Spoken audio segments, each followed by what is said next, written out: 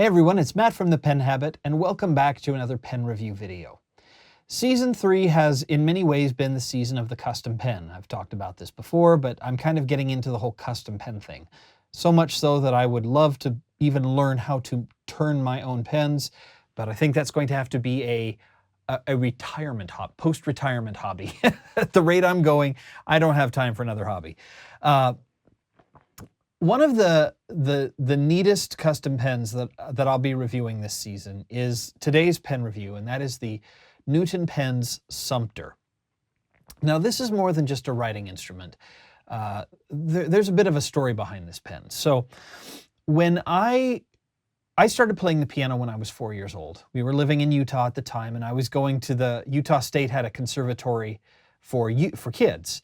And so my mom would drive me to Utah State University and send me up the stairs of the music building, and I'd go take group classes and private lessons. And then when we were 9, we moved from Utah to Michigan. And the woman who lived across the street from us in Michigan had a PhD in piano performance and taught at the local college. And so she had retired. She was in her 80s when I was taking from her. She lived to be 108. So I think she was 96 when I stopped taking lessons from her. But from the age of 9 until the age of 16, I took piano lessons from this very accomplished woman. She was a little bit of a meanie behind the piano bench. You know, she's one of those, like, hit the back of your hand with a pencil if you're doing it wrong kind of teachers. But so I grew up playing the piano. And the house I grew up in, that was just a couple houses down from this woman, was a beautiful 1919 home, kind of halfway in between a Victorian and a Craftsman. Beautiful oak hardwood floors that we had refinished. We'd pull up the carpet and refinish the floors. And in the middle of the house, there was kind of this long alley. And on one end was, over here, was the dining room, where the formal dining room. And then there was this kind of middle section between the two rooms. And then off to the other side, off to my left, was a sunroom. And the sunroom, 3 of the walls were just, you know, from about waist height to the ceiling, these beautiful mullioned windows. Just the whole room was just bright and sunny and cheerful. And then the piano, we had this beautiful well, it wasn't beautiful. It was pretty beat up. This monstrosity 1927 Star upright piano that had once been a player piano, and you know, the finish was all crackled, and from the keys were stained, and you know, it had been in a smoker's house for a long time, and it had lived a hard life. Someone had gutted the player piano part, so it wasn't a player piano anymore. It was an old piano, but that's what I learned on. And that piano still had its original real ivory keys from back before ivory was illegal to bring into the States. And you could see the veins of the lighter and darker colors in there, and you know, they were starting to yellow, and the edges of some of them were a little bit chipped. But that was my piano. And the walls of the room that the piano was in and the sunroom were painted this beautiful dark forest green color. And I spent hours on that bench, sometimes willingly, other times not so much, you know, playing my scales and learning complicated fingerings of whatever Chopin piece or Kabalevsky piece I was learning at the time, you know, working on my Bach 2 or 3 part inventions, that sort of thing. But that was, I spent a lot of my childhood sitting on that bench, playing and singing and learning and being around music. I'm really the only musical one in my family. I'm the only one who plays. You know, I got my degree in musical theater in college, so music was a big part of my life. So we'll set that story aside for just a moment and talk about Newton Pens now. I swear they'll connect in just a second here. Newton Pens is run by a man by the name of Sean Newton, who was a high school teacher in Arkansas, a high school art teacher who was making custom pens, and did this really neat thing where he would give away one custom pen to order a month as a prize for a raffle he was doing. And to enter the raffle, you'd buy these postcards that featured the art of his students. And then the money that came from that raffle would go toward a scholarship fund. Well, and that's still ongoing, by the way. Newton Pens still does that. But in the spring of 2015, toward the end of the school year, Sean announced that he was going to be retiring from teaching and going to become a full-time pen maker. And so he has since done that. Shortly after that, this beauty popped up in Sean's Instagram feed. It's made of green ripple ebonite and this lovely ivory celluloid. Now, if you remember my story from earlier, you will understand why I took one look at this pen and it was like a punch to the gut. Because the day after I graduated from high school, we packed, we loaded up a moving van and left that house that I had grown up in South Central Michigan. And the piano didn't come with us. It went to a new home because I was the only one in the house who played. I was going to be going to college across the country in just a couple of months. There really wasn't room for the piano in the new house. And so my piano got left behind. I'm not a sentimental guy, but when you spend that much of your life in front of an instrument, you begin to get a little bit attached to it. And I saw this pen and was instantly reminded of the ivory keys on my 1927 Indianapolis-made Star piano, sitting in that room with the dark green walls and the white mullion window trim and the beautiful honey oak hardwood floors and the sun shining in the, kind of the weak bluish Michigan winter sun shining in the windows as I was working on whatever piece I was working on at the time. And it just it was like a punch to the gut in the best possible way. Unfortunately, at the time, I was saving my money for the DC Pen Show and I didn't buy it. I figured, after the DC show, if I've got money left over or sometime, I'll contact Sean and ask if he can make another pen out of that same material because I want a pen that reminds me of that time in my life. Went to the DC show, and sure enough, the first day I was there, who do I stumble into? Is the very first person I stumble into, because his booth was front and center in the lobby of the DC show, was Sean Newton. And this pen was sitting on the table. And I looked at it, and I picked it up, and I played around with it, and I thought, I really want this pen. But like a good pen show goer, I was like, I'm not going to buy anything up front. I'm going to walk around. I'm going to see what there is to see before I buy anything. I'm not making any decisions this early. So I walked around the floor a couple of times, and I probably passed Sean's booth 3 or 4 times in the first three hours at the show. Went to lunch, and when I came back, I thought, what am I doing? I want that pen. So I went to his table and I bought it. And I'm glad I did, because shortly after I bought it, I had people, when you run into people at the show, they're like, oh, what have you gotten so far? And you show them. And almost everyone I showed this pen to thought, oh, I was going to go get that. So I beat them all, which is a good reminder. If you ever go to a pen show and you see something you really, really want or something that really speaks to you, don't wait. Just get it, because chances are it won't be there when you come back. So this is, while the official name of this pen is the Newton Pens Sumpter, the Sumpter is the model, I will forever call this my piano practice pen. So, long story, but I wanted to give you a little bit of a background. This pen it's more than just a great writing instrument. It has a bit of a personal connection for me. So, the top of the pen here is this kind of chunky, rounded finial made of this beautiful green ripple ebonite. And this is really nicely figured ebonite, some of the nicer figured ebonite I've seen. It's got a really nice design on the clip here, and I think this is a custom-made clip. It's got they've rolled the metal around. I believe this is made of silver. I don't know that for sure, but I believe this is silver. Now, as much as I like this clip, and it's very springy, unfortunately, I find this metal to be just a touch too soft, because on a couple of occasions, I've put some pressure here and actually deformed the clip.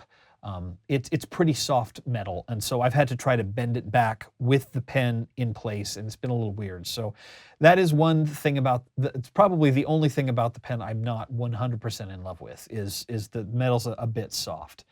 I have often joked that this cap reminds me of it's a very mid-century modern design feel to me.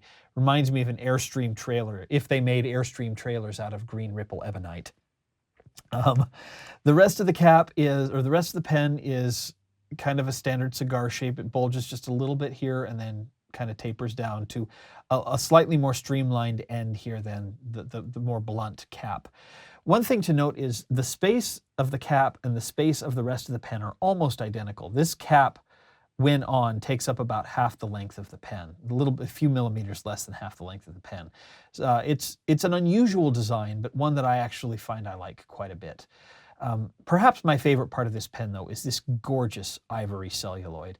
I would love to have a pen made entirely out of this material. I think this is just absolutely beautiful.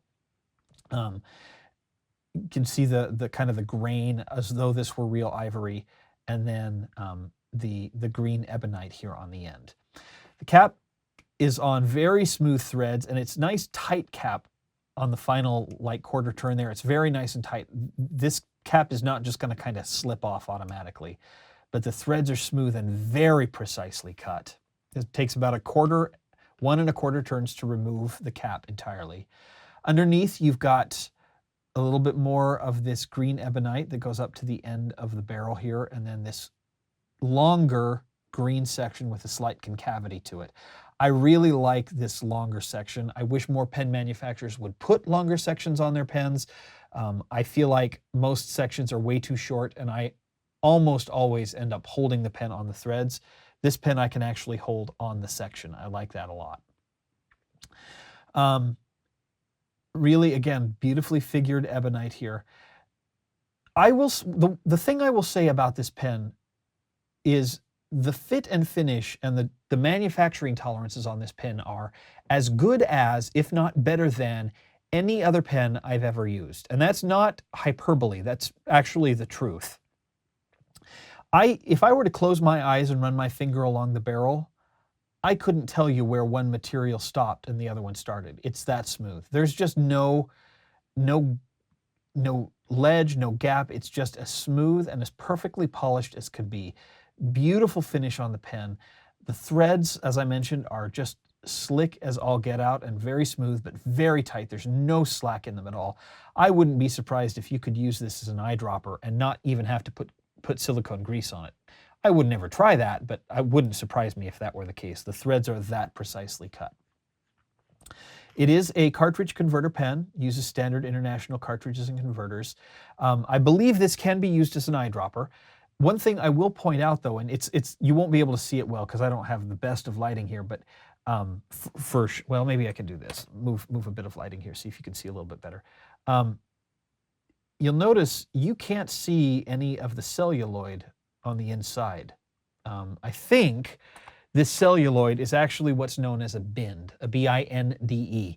That instead of cutting all the way through the ebonite and then epoxying the celluloid in, what he's done is he's created a collar, and then a sleeve of the celluloid slides over the collar of ebonite, and then he puts a cap of ebonite on the bottom, because you can't see the celluloid on the inside of this at all. So that's actually really, I think, smart if you ever wanted to use this pen for an eyedropper, because with this light ivory color celluloid, if ink came into contact with that, it could really discolor the celluloid. So I think that's actually quite a wise build decision in this particular case. The pen uses a fairly standard number 6 size nib. I'm guessing from the feed design it's probably a Jowo nib, steel nib. Has the N, the kind of the Gothic N for Newton pens, engraved on the face. And this is, and I don't know how well you can tell this, let me bring a darker background in to hold this up against, but this is an oblique nib. So you can see that the slant of the nib kind of goes like this. I'd say maybe a 15 to 20 degree angle in that direction. Now, I am a big fan of oblique nibs, largely because of the way I hold the pen. You'll notice when I write, I kind of approach the paper from the right-hand side, and instead of my pen pointing to the center of the bottom of the paper, it often points to the corner. So naturally, and then, when I bring my pen to the paper, a lot of times I will end up rolling the pen even more. So an oblique nib really does fit the way I hold the pen nicely. I've tried several different obliques. I've gotten factory obliques from Pelican before they stopped making them. I've had custom ground obliques from on my Nakaya. I got an oblique from on my Italics from Mr. Penn. I can say without hyperbole again, this is the single best oblique grind I've ever had on any nib of all time. It's a beautiful, beautiful grind. You get some of the sharpness that you would get. It's kind of like a stub and an oblique combined. So I'm getting really nice line variation. I can't talk. Really nice line variation and some of the sharpness that you would get from an italic, but without that digging into the paper. It's very smooth, very, very well ground, very nicely adjusted.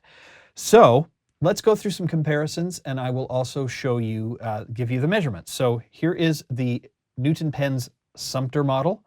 For comparison's sake, here is the Pelican M1000, the Pelican M800, and the Montblanc 149. So you can see, I'm going to slide these down a little bit. It's about the same length as the Montblanc, but a little bit chunkier. However, when you take the cap off, the section on the Sumpter is actually narrower than the section on the Montblanc. And then some more affordable pens for those of you who aren't silly enough to spend the volume of money on your pens that I do. This is compared to a Jinhao X450, a Lamy All-Star, and a Pilot Metropolitan, and a Mr. Penn, or an Italics Parsons Essential. So gives you some sense of comparison there.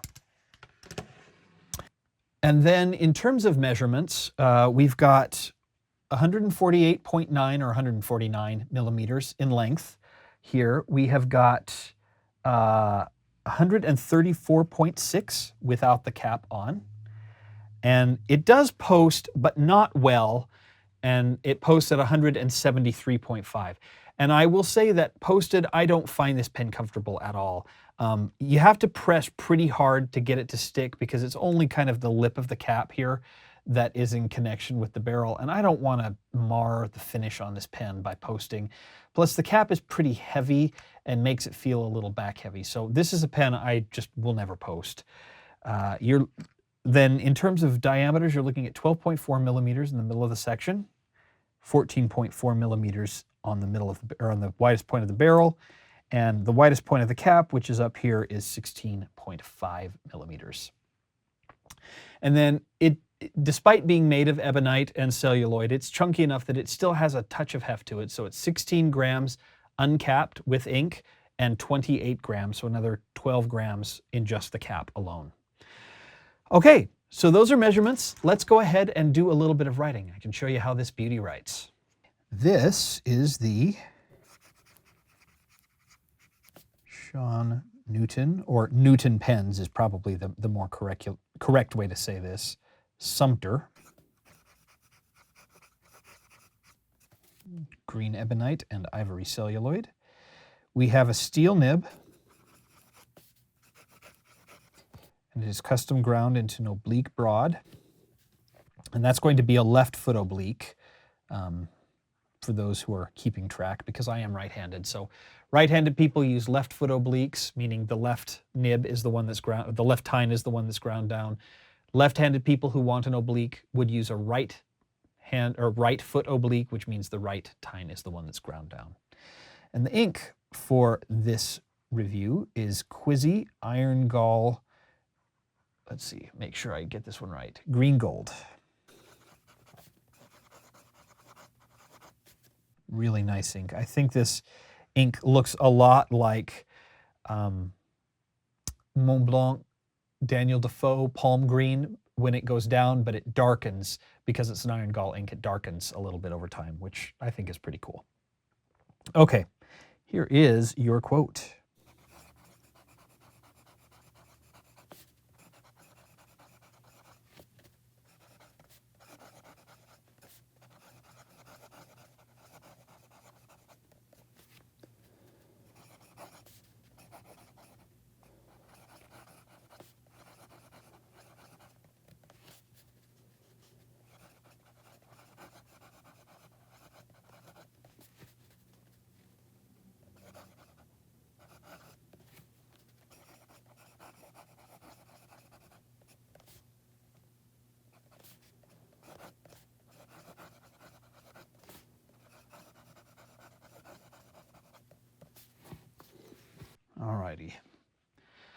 You can already see the difference between that green and that green. It'll just darken over time. It's kind of nice. So this is really, I've said it before, but just a spectacular nib. It really is a lovely, lovely nib. It's a steel nib, so there's no bounce, no give. That's there just isn't. Trying to coax it out of a nib like this would be silly. Kind of a waste of energy all the way around. You'll notice there is still a little bit of line variation from this particular grind, but not as much as you get on a stub. But if you see here, especially with the way I write, at the angles at which I write, an oblique really does give me line variation that I can't easily get any other way. I have a really hard time writing with stubs and italics. There are a couple that I've gotten that really work quite nicely for me, but for the most part, stubs and italics and I don't get along real well. Obliques and we get along real well. And so this is when I want a pen that gives me a rigid nib but with a little bit of line variation, I will often turn to one of my obliques to get that, because I can't get it from stubs or italics without really having to work hard to retrain my grip.